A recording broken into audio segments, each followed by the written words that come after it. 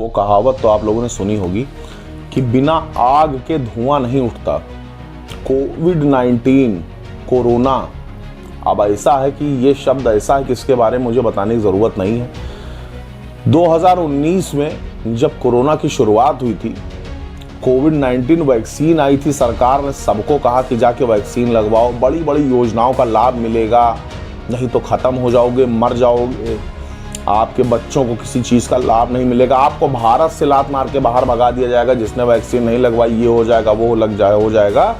और सबको उठा करके ये डोज, वो डोज और बूस्टर डोज सब लगवाना शुरू कर दिया, मैंडेटरी कर दिया कि भैया अगर रह रहे हो, जिंदा हो तो लगवाओ।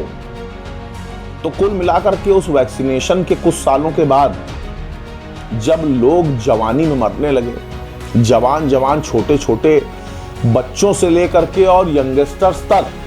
को दिल के दौरे पड़ने लगे, हार्ट अटैक आने लगे, लोग सोते सोते निकल लिए, कोई नाश्ता गाता निकल लिया, कोई खड़े खड़े मर गया, कोई आदमी टहलता टहलता जा रहा है, उसको अचानक दिल का दौरा आया, वो मर गया। तो ये चीज आने लगी सामने कि भैया कहीं ना कहीं कोविड-19 वैक्सीन जो लगाई थी सरकार ने, ये उसके दुष्प्रभाव हैं। लोगों के शरीर शिथिल होने लगे, कमजोरी महसूस होने लगी, जल्दी उनको थकावट महसूस होने लगी, वो एनर्जी, वो एक पावर थी, एक शरीर में एक जो नेचुरलिटी थी, वो खत्म होने का एहसास लोगों को होने लगा। तो इस मामले ने तूल पकड़ना शुरू किया। कई बार ये लांछन, ये आरोप सरकार के ऊपर लगने लगे कि कुल मिलाकर के ये जो भी दुष्प्रभाव है, ये कोविड वैक्सीन के ही दुष्प्रभाव है। लेकिन फिर वही बात है कि समरथ को नहीं दोष गोसाई। अब सरकार से कौन लड़ ले भैया, वो भी सेंट्रल गवर्नमेंट से। किसकी माँ ने दूध पिलाया है जो आदमी जाकर के वहां पर बवाल करे, माल लाठियों के घर से उठा करके तोड़ दिया जाएगा उसको। तो मामला कई बार दबाया गया, लेकिन फिर वही बात है, जब जनता अपने पर आती है, जब न्यायपालिका अपने पर आती है, तो फिर बड़ी बड़ी सरकारें हिल जाती हैं। फाइनली इस मामले ने धीरे धीरे तूल पकड़ते पकड़ते 2026 में सफलता हासिल की और 2026 में ऑनरेबल सुप्रीम कोर्ट ने सरकार को आड़े हाथों लेते हुए कोविड-19 वैक्सीन के दुष्प्रभावों को लेकर के कड़ी चेतावनी, कड़ी गाइडलाइंस जारी कर दी है। ऑनरेबल सुप्रीम कोर्ट ने कोविड टीकाकरण सरकार द्वारा संचालित राष्ट्रीय सार्वजनिक स्वास्थ्य कार्यक्रम से संबंधित जो भी नुकसान हुए हैं, उसके लिए सरकार को जिम्मेदार ठहराते हुए ये बात कही है कि जिन लोगों को भी इस टीकाकरण का नुकसान उठाना पड़ा है, चूंकि सरकारी योजना थी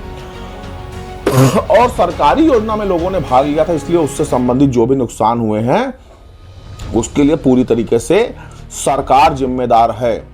ऑनरेबल सुप्रीम कोर्ट ने यह भी कहा कि कोविड-19 टीकाकरण से जुड़े कथित दुष्प्रभावों और मौतों को लेकर दायर याचिकाओं पर जो भी याचिकाकर्ता आए हैं, जिनके परिजनों को या उनको खुद को या उनके संबंधियों को किसी प्रकार का नुकसान वगैरह कारित हुआ और इसी प्रकार से पूरे भारत में जिन लोगों को इसका खामियाजा उठाना पड़ा है, उसके लिए केंद्र सरकार को नो फॉल्ट कंपनसेशन पॉलिसी बनानी चाहिए।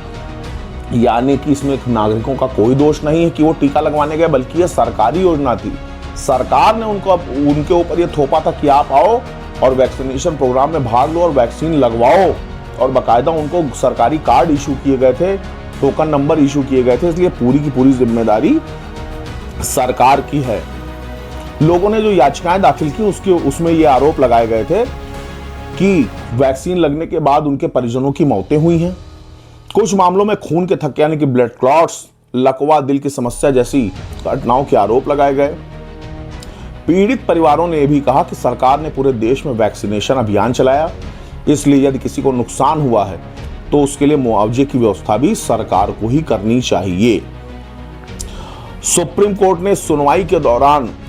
सीधे सरकार पर निशाना साधते हुए ये बात कही कि यदि कोविड वैक्सीन के